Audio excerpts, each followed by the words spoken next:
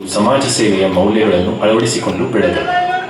1965ರಲ್ಲಿ Indian telephone industries ITI ಸಂಸ್ಥೆಯಲ್ಲಿ ಸೇವೆಗೆ ಸೇರಿ ಕಾರ್ಮಿಕರ ಸಮಸ್ಯೆಗಳ ಪರಿಹಾರ ಮತ್ತು ಅವರ ಕಲ್ಯಾಣಕ್ಕಾಗಿ ತಮ್ಮ ಜೀವನದ ಅಮೂಲ್ಯ ವರ್ಷಗಳನ್ನು ಮೀಸಲಿಟ್ಟರು. ಐಟಿಐ ಉದ್ಯೋಗಿಗಳ ಸಹಕಾರ ಸಂಘ ಸೇರಿದಂತೆ ವಿವಿಧ ಸಂಘ ಸಂಸ್ಥೆಗಳಲ್ಲಿ ಜವಾಬ್ದಾರಿಯುತ ಹುದ್ದೆಗಳನ್ನು ನಿರ್ವಹಿಸಿ ಕಾರ್ಮಿಕರ ವಿಶ್ವಾಸ ಮತ್ತು ಪ್ರೀತಿಯನ್ನು ಗಳಿಸಿದರು.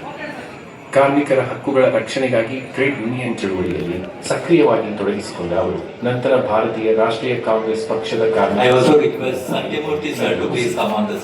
ಪ್ರಮುಖ ನಾಯಕರಾಗಿ ಹೊರಹೊಮ್ಮಿದರು.